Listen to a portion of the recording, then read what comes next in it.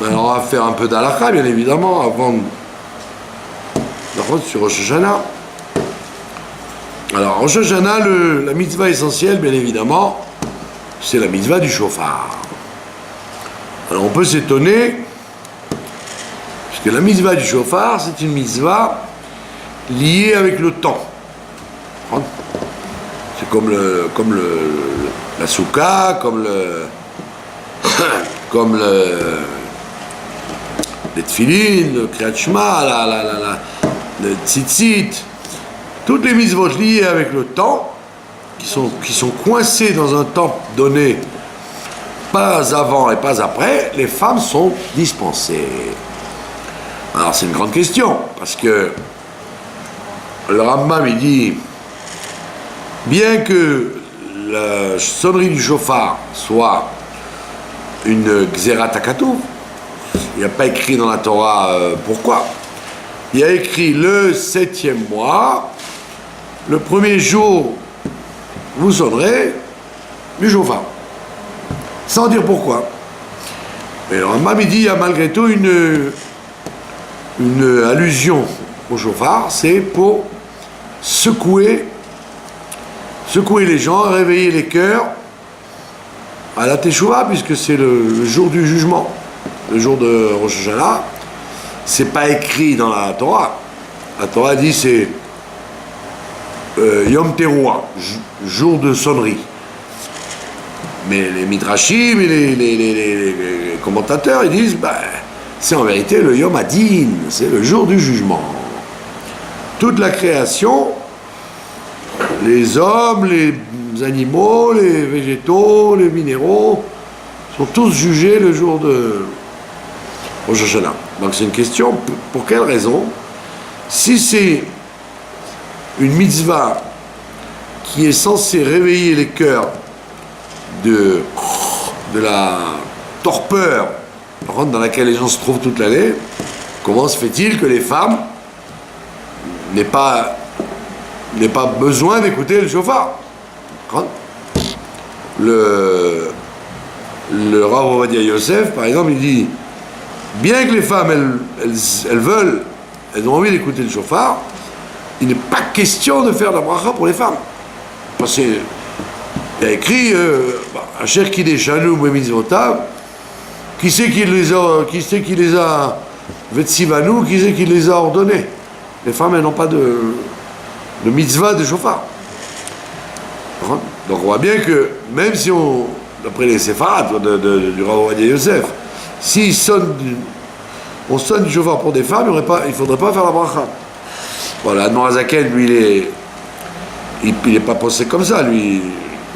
Le Maguide de Mezritch lui a demandé de faire un Shulchan Aruch, et dans son Shulchan Aruch, il dit que même les mitzvot où les femmes sont dispensées, c'est pas parce qu'elles sont dispensées qu'elles ne peuvent pas faire la bracha. Bon, c'est ça une autre question. Mais donc, toujours est-il que c'est très curieux, comment une mitzvah aussi importante que celle qui secoue le cœur et réveille les gens, les femmes, non, c'est pas grave. Pas la peine que vous écoutiez. Si vous pouvez, tant mieux. Si vous ne pouvez pas, vous êtes dispensé. Alors qu'un homme, il y a écrit dans le Shulchan Aruch, si un homme il habite dans un endroit où il n'y a rien, ni synagogue, ni shofar, où va-t-il aller? Alors ici, c'est un jour de fête, eh bien, il ira dans un endroit où il y a la synagogue. Mais si c'est Rosh Hashanah, il ne va pas à la synagogue, mais il ira dans l'endroit où il y a un shofar. Quelqu'un qui lui sonnera le shofar. Donc on voit bien qu'on donne la préséance au shofar surtout. Donc toujours la question, pourquoi d'après la halakha, les femmes ne sont pas... Bien que ce soit une mitzvah du temps, pourquoi on te dit les femmes dispensées? C'est bizarre. Alors, la réponse, elle est que pourquoi on sonne du shofar? Pour secouer les gens, pour les réveiller. C'est censé réveiller chez l'homme l'éloignement qu'il a de Dieu. Et donc on dit, grâce au shofar, peut-être que la personne va se réveiller. Comme on dit sur le grand chauffard, le chauffard Gadol, que quand le chauffard Gadol sonnera, les juifs les plus éloignés, ils reviendront à Dieu. Donc on voit bien que ça a une propriété de réveiller les gens. Alors pourquoi les femmes non? Parce qu'elles n'ont pas besoin d'être réveillées. Hein? Alors la réponse c'est qu'en fait,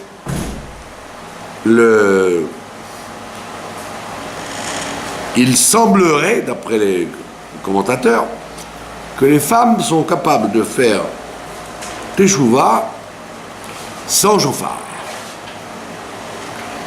C'est très flatteur, par contre, mais c'est apparemment les faits sont là, quoi. On dit que les femmes sont capables, toutes seules, même sans chauffard, de revenir à Dieu.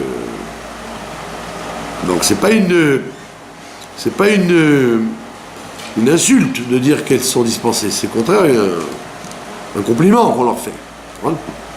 Comme le loulav, et comme la souka, et comme toutes les mitzvot dont elles sont dispensées. C'est pour ça que les femmes réformées là, qui veulent faire la révolution, d'avoir de mettre les tefilines, le talit, etc., c'est du cinéma en fait, c'est une volonté c'est une impression de se croire inférieur. Au contraire, si on te dit tu n'as pas besoin, c'est bien.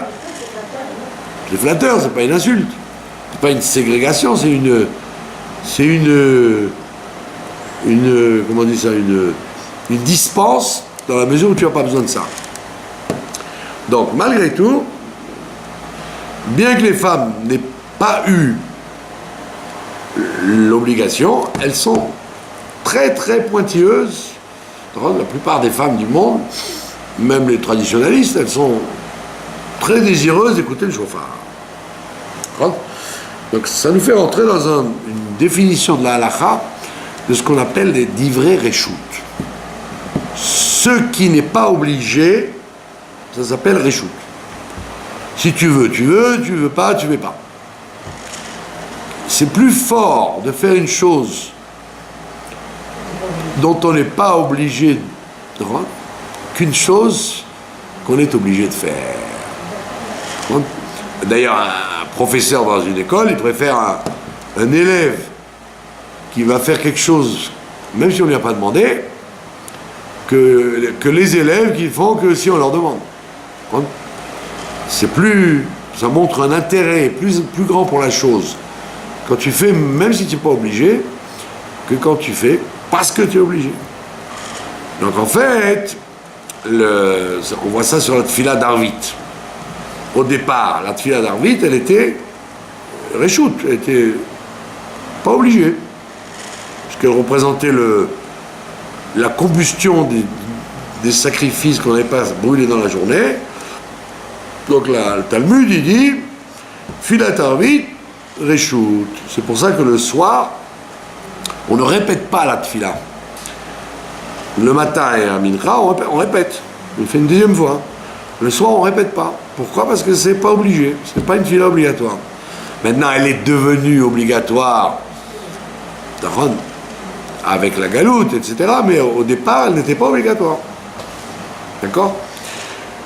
Donc, et là, le Ben Ishraï, la Chassidut, etc., ils disent que le fait que ce ne soit pas obligatoire et qu'on l'ait pris sur nous, ça montre une plus grande force à la tfila d'Arvit par rapport aux autres. On n'était pas obligé de les faire, et malgré tout, le Ham Israël, il s'est engagé à le faire. Donc la même chose pour le chauffard. Même si vous dites que les femmes ne sont pas obligées, le fait qu'elles s'obligent elles-mêmes, volontairement, elles veulent absolument écouter le chauffard, elles se bousculent dans les synagogues pour arriver avant la sonnerie du chauffard, c'est donc un signe d'attachement plus grand que si on les avait obligés. Alors qu'on voit les autres mitzvot, les tefilines, le kriyat shema, les femmes elles ne sont pas obligées, et on voit qu'effectivement, les femmes elles ne courent pas après, quoi. Donc, on ne voit pas tellement de femmes qui sont scrupuleuses de se lever le matin en disant « Ah, vite, il faut que je fasse Kriyat Shema, le temps va passer. » Si elles ont le temps, elles font. Si elles n'ont pas le temps, elles font plus tard, etc. Elles sont scrupuleuses de la tfila, de prier. Ou devant une mezouza, devant une bougie, devant un Sefer Torah ou dans un livre. Mais elles ne se sentent pas obligées du Kriyat Shema. Donc on voit bien que si la mitzvah du shofar a tellement été acceptée comme ça par les femmes, c'est qu'il y a quand même une volonté d'écouter le shofar, même si on n'a pas besoin si on n'en avait pas besoin pour faire tchouva. Et donc c'est un très fort attachement à la mitzvah. Maintenant, c'est quoi la mitzvah du shofar? Alors, on te dit dans la Gemara, on te dit, il y a écrit 3 fois 3. Il y a écrit 3 fois dans la Torah, jour de sonnerie, 3. Donc le shofar dans la Torah s'appelle 3. C'est la sonnerie qui est essentielle. Maintenant, le Talmud demande c'est quoi la terouah? Il faut bien avoir une indication, qu'est-ce qu'on doit faire. Alors on dit il y a deux façons. Soit on apprend la terouah d'un cri d'un bébé. Quand un bébé il pleure, il réclame quelque chose, son pleur, c'est ça la terouah. Il fait donc la mère elle comprend ce qu'il veut, soit il est sale, soit il a faim, soit il a mal. Donc ça c'est le cri de l'enfant qui pleure, c'est ça la terouah. Et la Gemara elle dit peut-être pas. Peut-être c'est le gémissement qu'on apprend de la maman de Sisera. Il y avait un monsieur qui était le général de l'armée et un homme très dangereux, et il a été tué par Yael, la fameuse Yael. Méfiez-vous de Yael. Elles sont capables de couper la tête au général. Elle a coupé la tête de monsieur Sisera. Et alors l'histoire raconte que la maman de Sisera, elle guette son fils qui doit revenir vainqueur de l'armée, mais qui ne reviendra plus, puisqu'il a été décapité par Yael. Et on dit là, le gémissement de la mère qui ne reverra jamais son fils, c'est ça la terouah. Donc c'est ou un bébé qui pleure, soit une personne qui a une douleur terrible. C'est la plus grande tristesse qui puisse être, c'est de perdre un enfant, que Dieu préserve. Et donc la Gemara elle dit ben voilà, c'est ou alors comment c'est pas si c'est ça ou ça. Donc les Rachamim ils disent bah il faut faire les deux. Il faut faire une fois le gémissement de l'enfant et une fois le gémissement de la mère qui attend son enfant, qui attend son fils. C'est un soldat, ce n'est pas un bébé. Et voilà pourquoi de 3 terouahs qu'on aurait dû faire, 3, la Gemara te dit que avant de sonner du shofar, c'est comme dans une musique, dans l'orchestre, tu fais une ouverture et une fermeture. On n'entame jamais directement la musique comme ça, il faut une intro, comme on dit, une introduction. L'introduction, c'est ce qu'on appelle une tekiya. C'est une sonnerie simple. La troisième, c'est quoi, je comprends pas. Non, il y a écrit 3 fois qu'il faut sonner la 3. Donc on va s'arranger. Le premier, c'est le bébé, le deuxième, c'est la mère, c'est ça. Non. Pour définir ce qu'est la 3, on a dit c'est ou ça ou ça. Donc on va dans les 3 cas. Pas 3 choses. Non, c'est 2 choses possibles pour faire 3. Mais cette 3, il faut la faire 3 fois. Puisqu'il y a écrit 3 fois 3. Donc comme on ne fait pas une 3 tout directement comme ça, donc on fait d'abord une sonnerie simple. On sonne une sonnerie simple, et on ferme avec une sonnerie simple. Donc on sonne pour ouvrir. Après on fait les deux options qu'on a eues tout à l'heure. On fait do, comme le bébé qui pleure, et après comme la mère qui pleure. Et après on ferme avec une tequila. Donc c'est la première qu'on est censé faire. Après on fait encore une fois, mais avec une option seulement, pas les deux. Et la troisième fois, avec l'autre option. Donc ça fait qu'en fait, pour arriver à faire la mitzvah des 3 trouas, on sonne 30 sonneries. C'est la base de la... Pardon ? Non, la base c'est 30 sonneries. Ce qu'on appelle les sonneries Meyushav, on appelle ça. Meyushav. Pourquoi on appelle ça Meyushav assise? Parce que le peuple reste assis après la lecture de la Torah. Il reste assis, il peut rester assis s'il veut, pour écouter les 30 sonneries de base. Et ça, c'est les femmes, elles écoutent ça. Quand on veut se rendre quitte de la base, on écoute au moins ces 30 sonneries. Après, les Chachamim, ils ont demandé à sonner à l'intérieur de notre fils de Moussaf, qu'on va faire après. Et comme Moussaf, on le fait debout, c'est une fila. Donc, les premiers, on les appelle Meyushav parce qu'on est assis. Mais les sonneries de suite, qui vont suivre, on les appelle Meoumad, parce qu'on est debout. Puisqu'on est dans la fila de Moussaf. Alors, les Ashkenazim, par exemple, ils ne sonnent pas à la Amida de Moussaf, ils sonnent à la Chazara seulement. Alors que les Sfaradim, ils sonnent à la Amida en silence et la Amida répétée.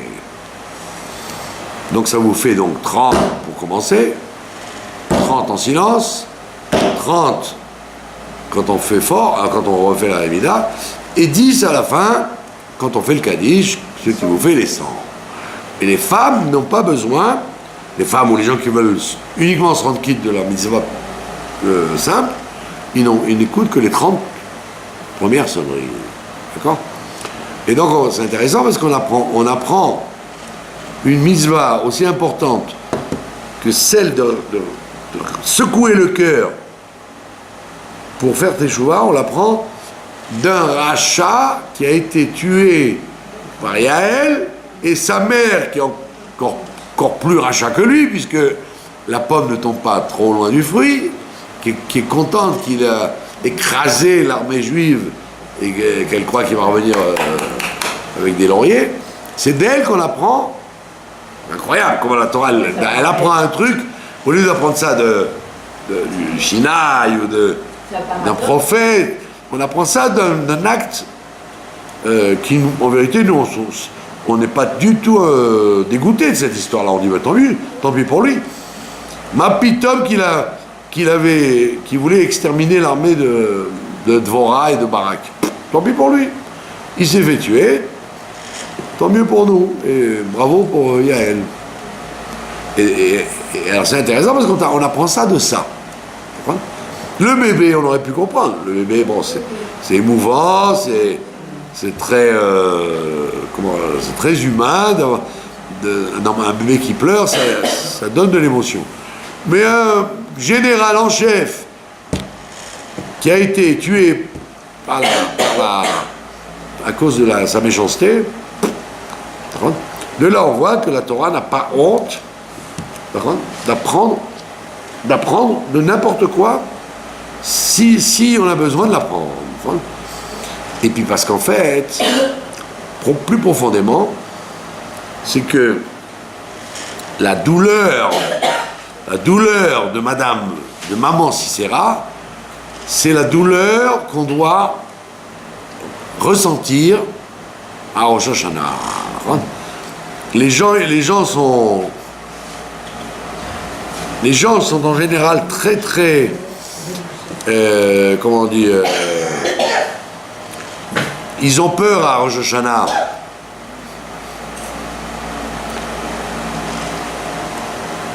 Non, mais les gens, pourquoi ils ont peur à Rosh Hashanah?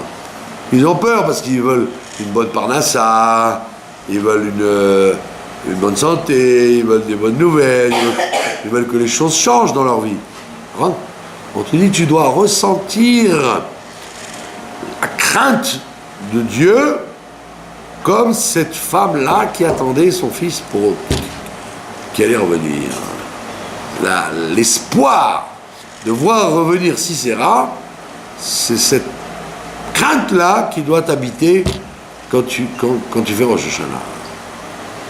C'est pour ça qu'il y avait des gens qui sont terrorisés des fêtes. Ils ont le sentiment que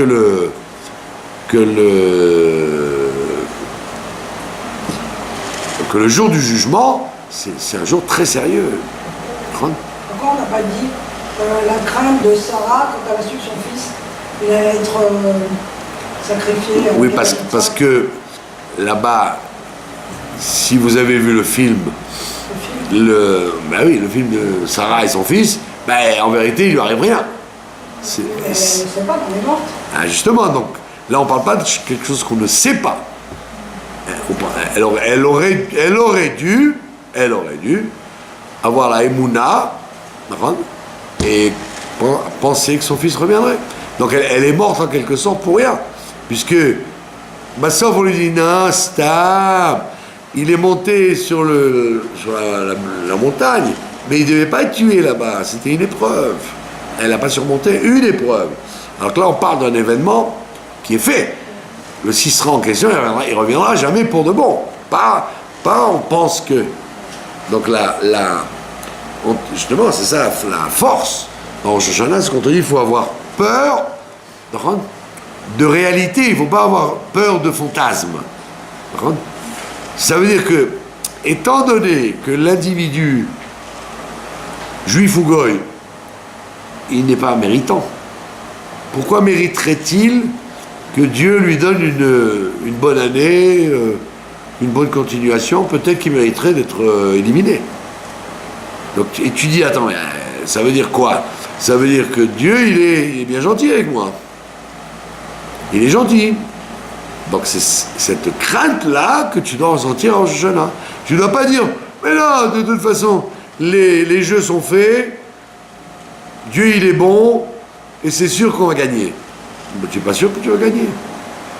Tu dois avoir confiance que Dieu est ton Père, mais tu ne dois pas avoir confiance sur toi, que tu as des dossiers tellement brillants que tu vas être inscrit dans une bonne vie. D'accord? Surtout, comme on l'a expliqué 1 million de fois, le Ramban, il dit, les gens croient que, puisqu'il y a écrit 3 livres sont ouverts à Rosh Hashanah, le livre des Tzadikim, le livre des Rechaïm et le livre des gens moyens. Et c'est à Yom Kippour que ça va être scellé. Alors le Ramban, il dit, attends, mais il y a des millions de gens qui sont inscrits dans le livre de la mort et que pourtant qui continueront à vivre tranquillement pendant toute l'année. Donc ça veut dire quoi être inscrit dans le livre de la vie ou le livre de la mort? Comment tu peux savoir? On ne parle pas de mourir physiquement ou vivre physiquement. Ça, c'est pas de ça qu'on parle quand on parle d'être inscrit dans le livre de la vie ou le livre de la mort. Parce que sinon, tous les gens qui mourraient après Yom Kippour, durant l'année, tu aurais dit, ils ont été inscrits dans le livre de la mort. Pas sûr. Peut-être qu'ils ont été inscrits dans le livre de la vie, mais pas sur terre. La vie est éternelle. Donc ils s'en vont parce qu'ils ont fini leur mission, mais leur vie continue. Alors que ceux qui sont inscrits dans le livre de la mort, ils peuvent vivre très longtemps et que leur vie ne s'appelle pas une vie.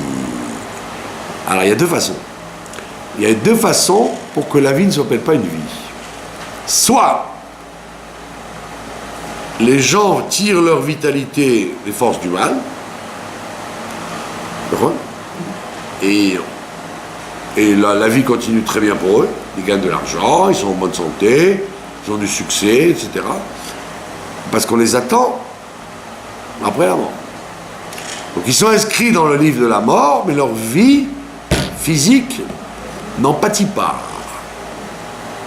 Aucune incidence. Et là, le Ramban, il dit, mais il y a une autre incidence.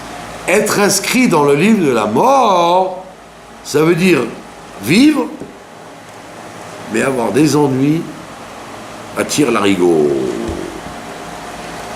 C'est ça, être inscrit dans le livre de la mort. C'est-à-dire vivre une vie qui n'est pas une vie. Avoir des problèmes avec ça, la santé, les enfants, la parnassa, les voisins, que tout ce qu'ils font n'est jamais tranquille. Ils vivent dans un désagrément permanent. Comme on dit en français, ils n'ont pas de satisfaction de ce qu'ils font, de ce qu'ils ont dans leur vie. Et ça s'appelle être inscrit dans le livre de la mort. Et tu peux vivre longtemps comme ça. Il y avait une histoire qu'on raconte d'un chassid qui était un élève du Tzemar Tzedek. Et il avait son auberge sur la rive du fleuve.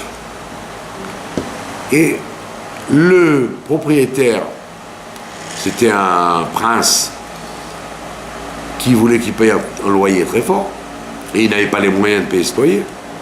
Il fallait qu'il s'endette pour payer le loyer. Les clients lui faisaient des histoires, ils cassaient tout, ils faisaient des... Et toute sa vie, elle était infernale. Et chaque année, il demandait au Tzemar Tzedek, je t'en prie, laisse-moi traverser le fleuve. De l'autre côté, c'est un autre prince, c'est d'autres gens, c'est une autre mentalité, c'est une autre vie. Laisse-moi. Et le Tzemar Tzedek lui disait chaque fois, non, reste là-bas. Et une année, il en a eu assez. Sans demander l'autorisation au Tzemar Tzedek, il a fermé l'auberge et il a traversé le fleuve et il s'est installé en face. Et il était content, il a dit, ouf, enfin, je respire. Les jours sont passés, quelques jours après, il est mort, lui et sa femme. Alors les gens sont venus voir le Tzemar Tzedek et ils ont dit, mais pourquoi il est mort? Qu'est-ce qui s'est passé? Pourquoi tu ne l'avais pas prévenu? Il dit, mais je n'avais pas à le prévenir. C'est un monsieur qui vivait de la mort. Sa vie devait être une mort. C'est-à-dire, il a la tête comme ça, quoi. Tout tourné de travers. Mais c'était ça, sa vie. Il était inscrit dans le livre de la mort tous les ans. Donc, lui, il a voulu sortir de ce registre. Il a voulu changer sa vie. Et alors, puisqu'il ne veut pas jouer les règles du jeu qu'on lui impose, eh ben, il n'a plus rien à faire. Donc on l'a fait partir de la terre. Donc ça veut dire que, contrairement à ce que les gens pensent, être inscrit dans le livre de la vie ou de la mort, c'est pas du tout ce qu'on croit physique. Parce que, comme dit le Ramban, et on le voit, il y a des tas de tzadikim qui meurent même à Kippour. Le Rabbi Tzikel d'Anvers, il est parti à Kippour. Il y a des tas de gens qui est parti à Kippour? Rabbi Akiva. C'est à Yom Kippour qu'il a été écorché vif. Donc on voit bien que être inscrit dans le livre de la vie ou de la mort, ça ne veut pas dire forcément la vie physique. La preuve, c'est qu'il y a ce qu'on appelle le karet, le retranchement. Le retranchement, ça peut être justement après la mort, le fait d'être inscrit dans la mort après la vie. Ça, c'est terrible. Vivre dans le karet, c'est la condition la plus pénible qui soit. Ne plus être vivant et ne pas être au Gan Eden, ni au Guéhinom. Ça, c'est la plus grande catastrophe qui puisse arriver à quelqu'un. Donc c'est pour ça qu'on te dit, quand tu réfléchis à tout ça, que peut-être tes dossiers ne sont pas si brillants que ça, donc tu dois avoir la même inquiétude que Madame Sisra, mère, et donc tu dois être secoué, comme elle a été secouée, de savoir que son fils ne reviendra jamais, ce qui est une souffrance terrible.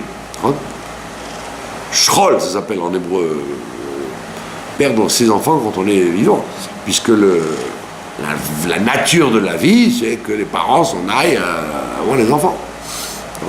Donc on te dit, là tu apprends que on t'a donné l'exemple du bébé qui pleure, et on peut aussi te donner l'exemple de la maman qui pleure. Et les deux, c'est ça qui doit te secouer le jour de Rosh Hashanah.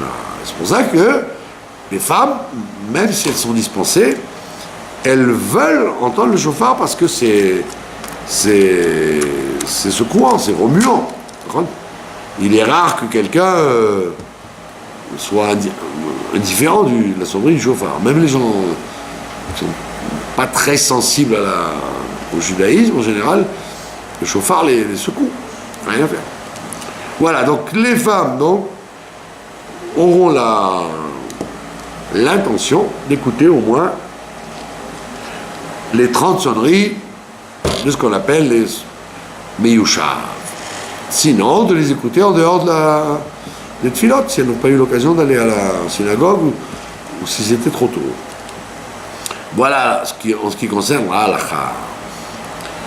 Maintenant, en ce qui concerne la fête elle-même, vous savez qu'il y a 4 sortes de Nouvel An. 4 sortes de Nouvel An. Le Nouvel An des hommes, le Nouvel An des bêtes, le Nouvel An des arbres et le Nouvel An du végétal. Le Nouvel An du végétal, c'est Rosh Chodesh Nissan.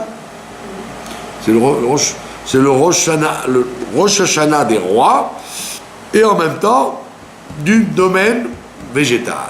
Ce qui est végétal. Ce qui est minéral, pardon. Le minéral, domaine. Non, du minéral. La pierre. La pierre, c'est Nissan. Rosh Chodesh Nissan. C'est le monde le plus silencieux, plus bas. Après, vous avez le Rosh Hashanah du végétal, qui est Rosh Chodesh Shvat ou Tu Bishvat, ça dépend, Bet Shammai ou Bet Hillel. Vous avez le Rosh Hashanah des animaux, qui est quand Rosh Chodesh Elul. Rosh Chodesh Elul, c'est le Rosh Hashanah des animaux. Mais c'est pas qu'on leur fait leur anniversaire avec le gâteau et les bougies. Voilà. Vous avez votre chat à la maison, vous lui faites son gâteau. Ou vos agneaux. C'est pour le maaser.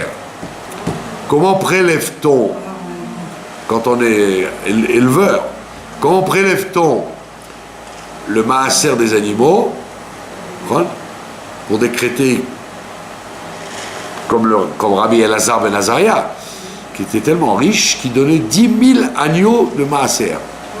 Vous vous rendez compte ?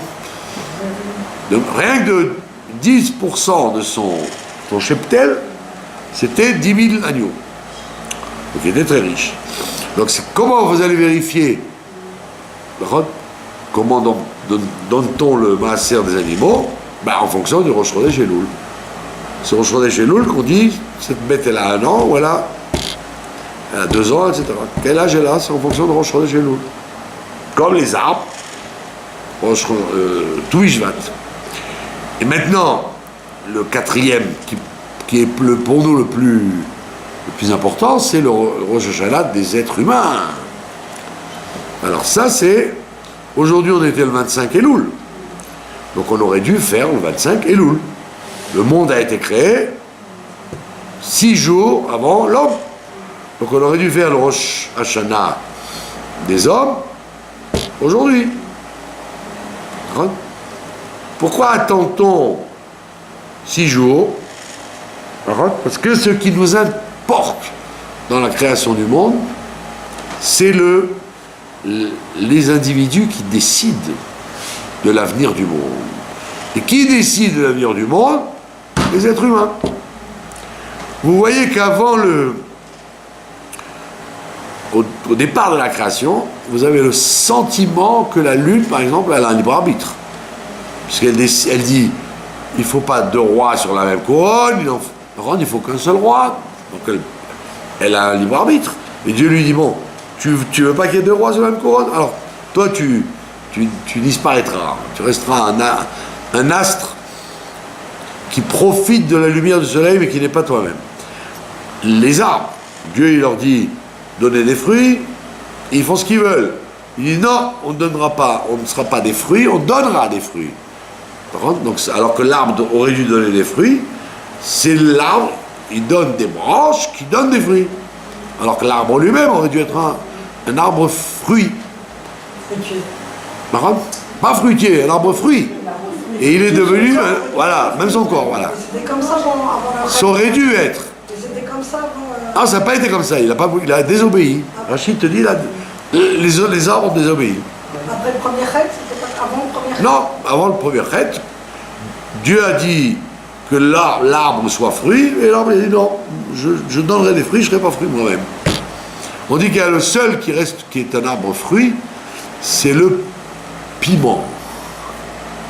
Le piment, le poivron, piquant ou pas piquant, c'est un arbre, hein, ça vous étonne, c'est un arbre, bien qu'il soit ras le sol, et en réalité c'est un arbre en fait, et lui il est arbre-fruit.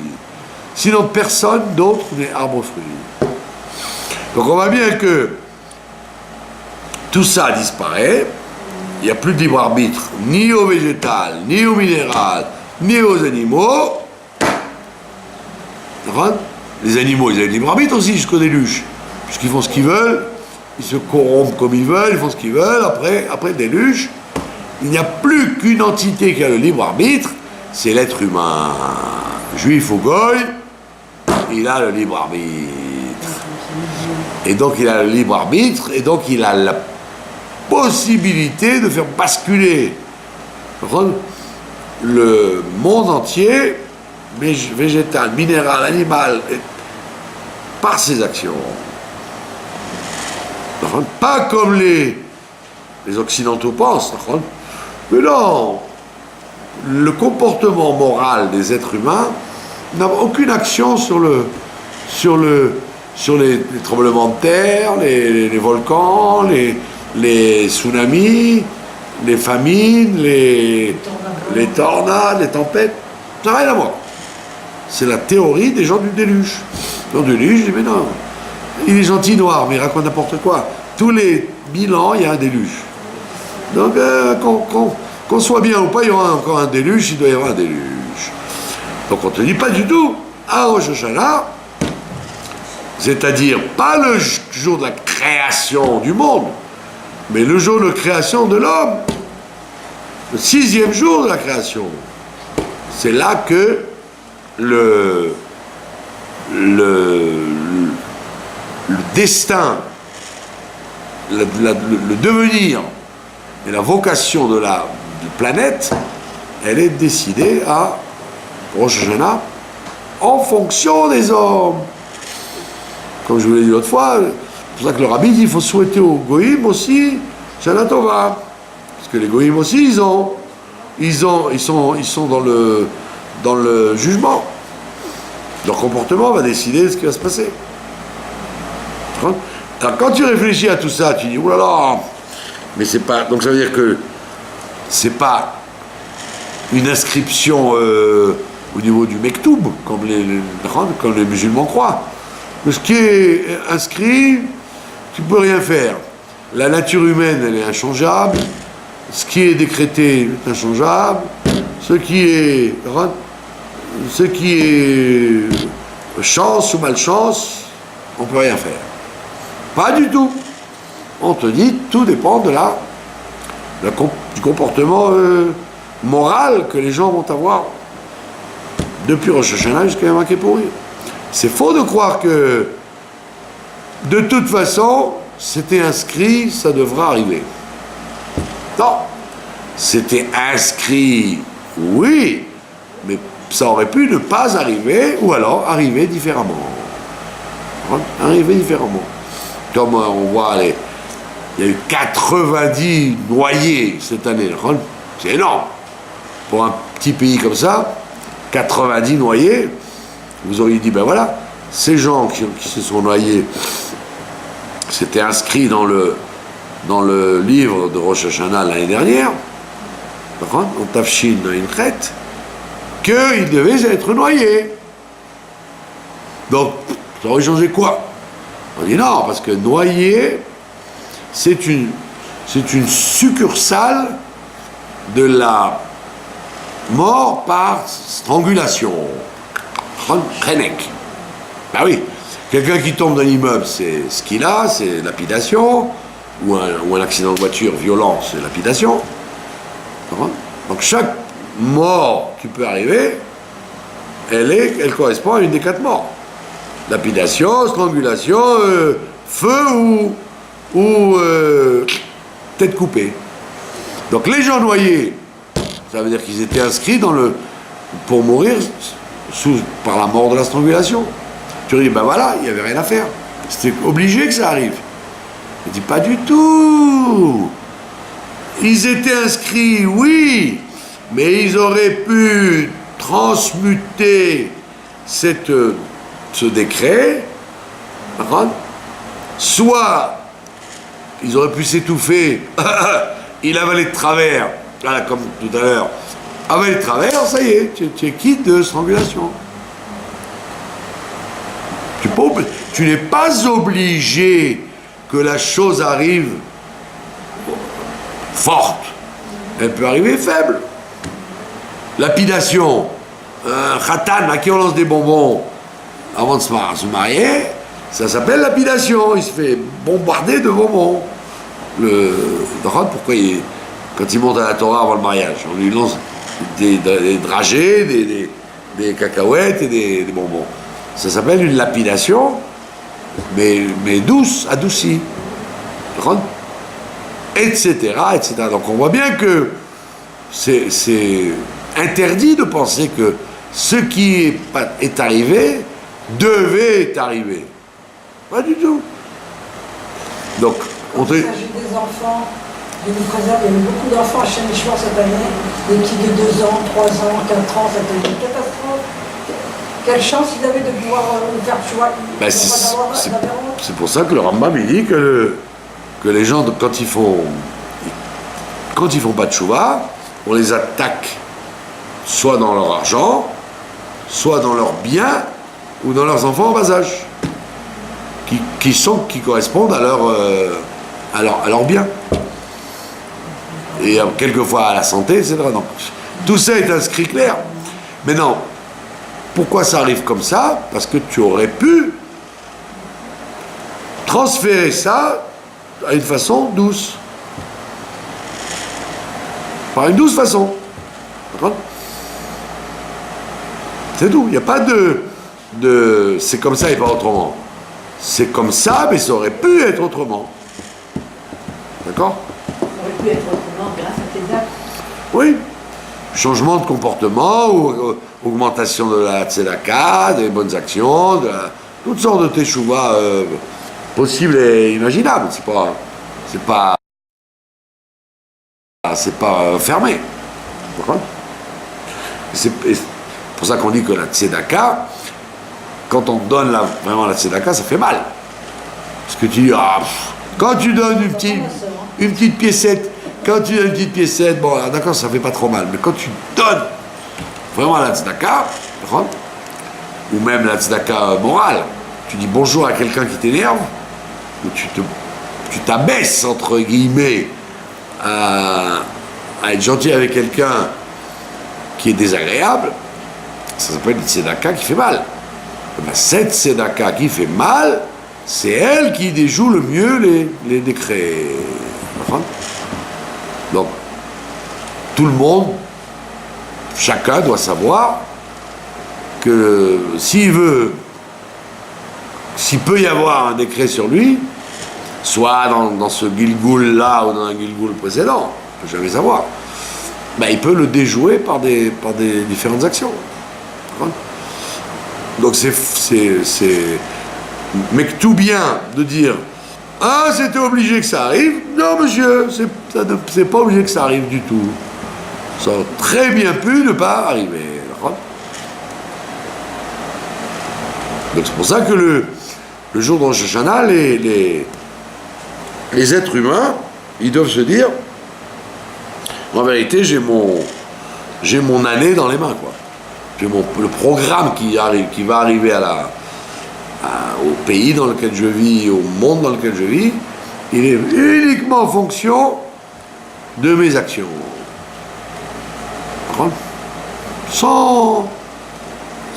Donc, maintenant vous allez dire, ah, donc c'est terrible, ça fait peur. On dit non, parce que, en fait, Dieu n'est pas un vengeur avec le couteau entre les dents qui veut essayer d'éliminer les gens. Dieu est un être bon,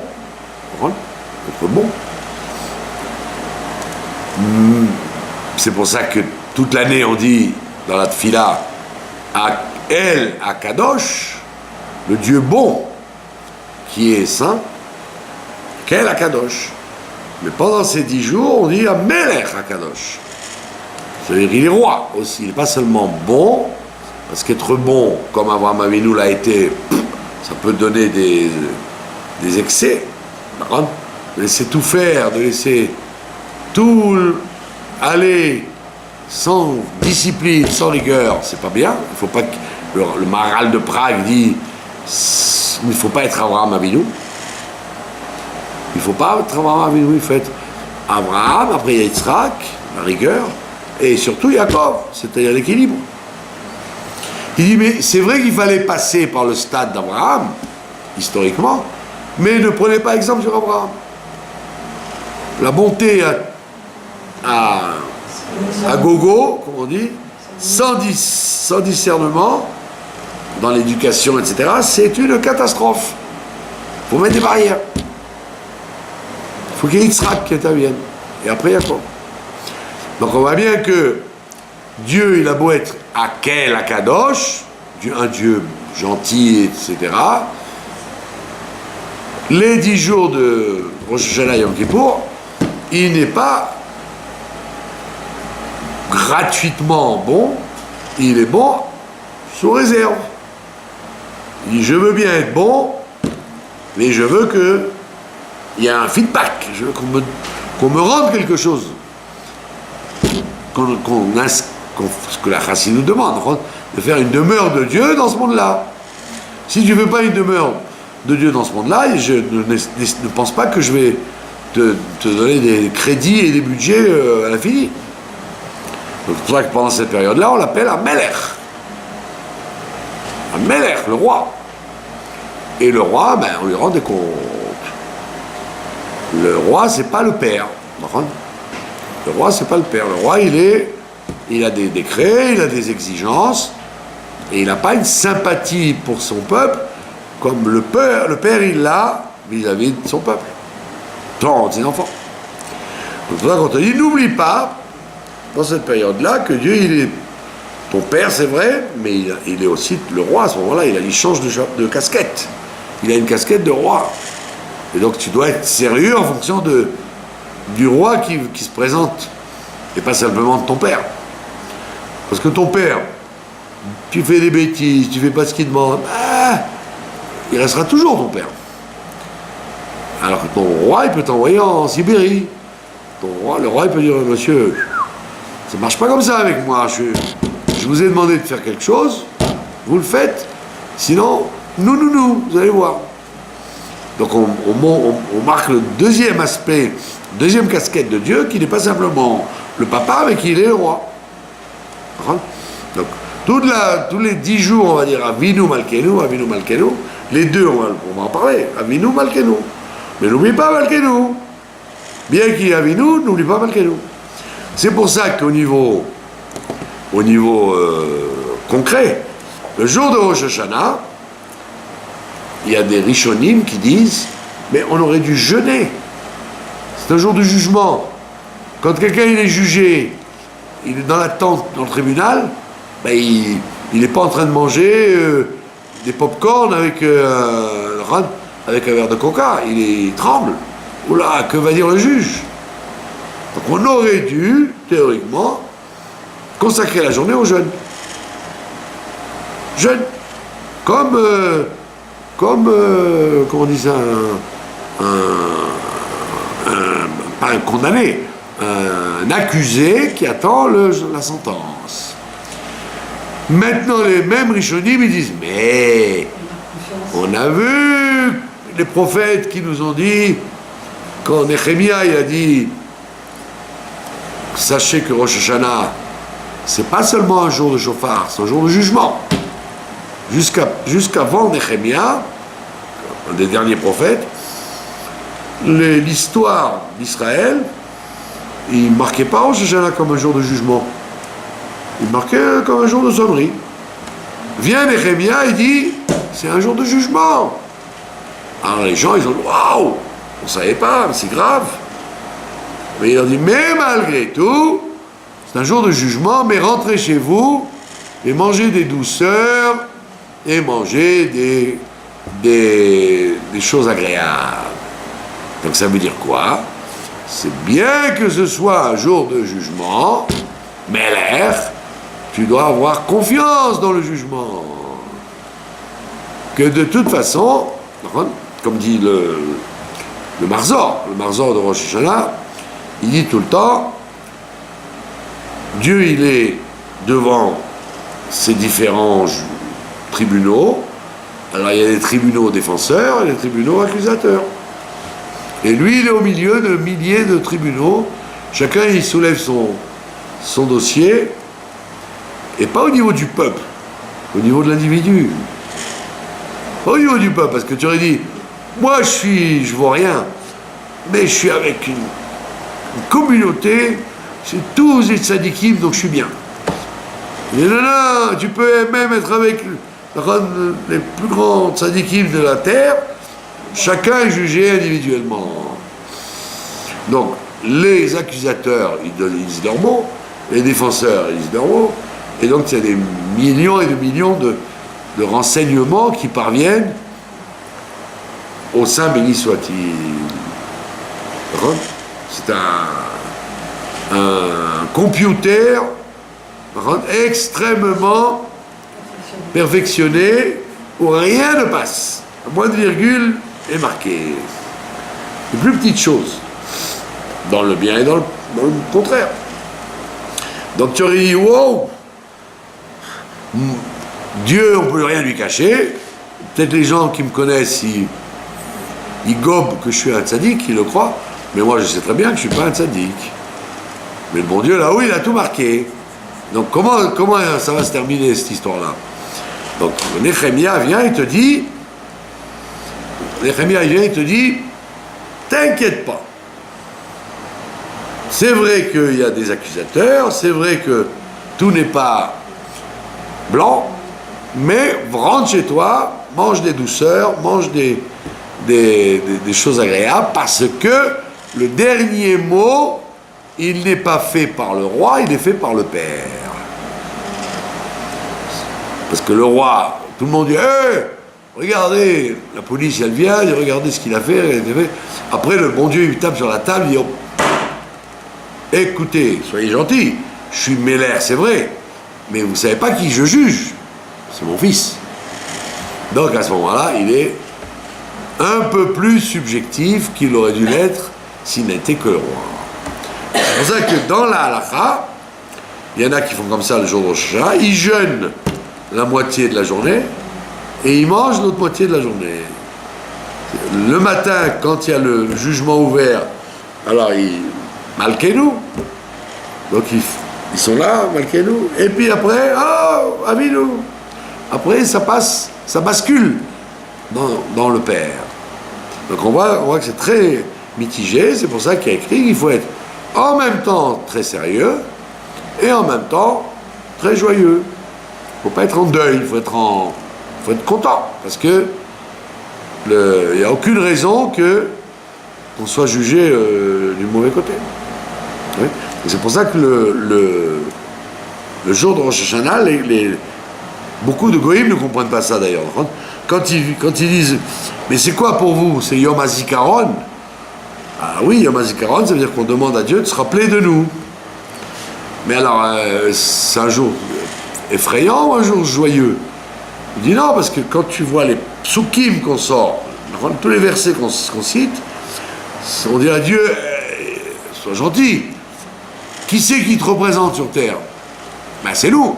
C'est nous qui sommes là pour réaliser ta volonté, etc. Alors même si on n'est pas très obéissants, très souvent, on est les seuls délégués à devoir le faire. Et donc on a les versets de souvenirs en disant à Dieu, rappelle-toi. Et c'est vrai que quand Dieu il analyse l'histoire, il dit c'est quand même le Ham Israël qui m'a servi,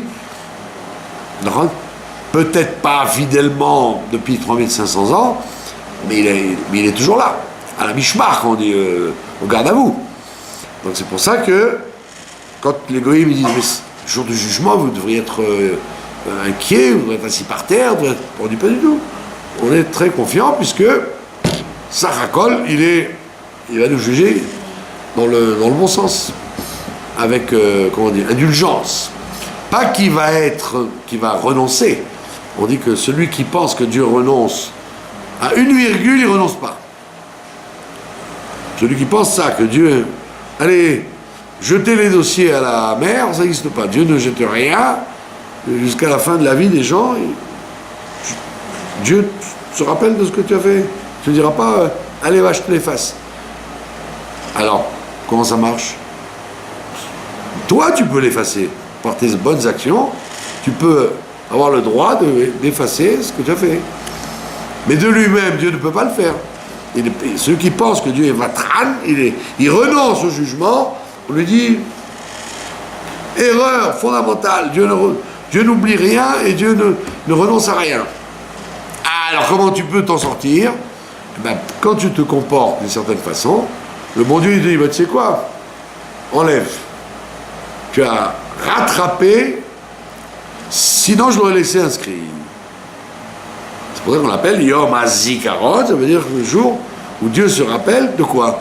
De l'alliance qu'il a faite à nos ancêtres, etc. Qui sont les représentants, les ressortissants de l'alliance des ancêtres? C'est nous. Donc il est bien obligé de compter sur nous pour que le monde marche. En fait, quand on est jugé à Rosh Hashanah, c'est sur nos actes passés et on va être inscrit dans le livre en fonction de ces actes. Et voilà. Parce que dans l'année qui suit, on peut changer de livre. Oui. Sur nos actes. Exactement. Donc c'est pas qu'à Rosh Hashanah où on est inscrit. Ça peut être n'importe quand. Ça peut être n'importe quand, effectivement. On peut dépasser le stade du jugement élémentaire de Rosh Hashanah Yom Kippour. Après, c'est que le Harizal, il dit Hanouka, grâce à d'abord, Simchat Torah, grâce à la joie, Hanouka, grâce à la lumière, etc. Toute l'année, elle est. Et seulement l'avantage dans ces 10 jours-là, c'est que tu n'as pas besoin de frapper à la porte pour être reçu par le roi, parce que c'est la période. Alors que dans l'année, c'est pas toujours que tu es toi-même en état de... L'atmosphère mondiale et l'atmosphère personnelle ne te le permet pas aussi facilement après Rosh Hashanah Yom Kippour. La porte n'est jamais fermée, mais tu as plus de mal à vouloir l'ouvrir. C'est ça la difficulté. Voilà.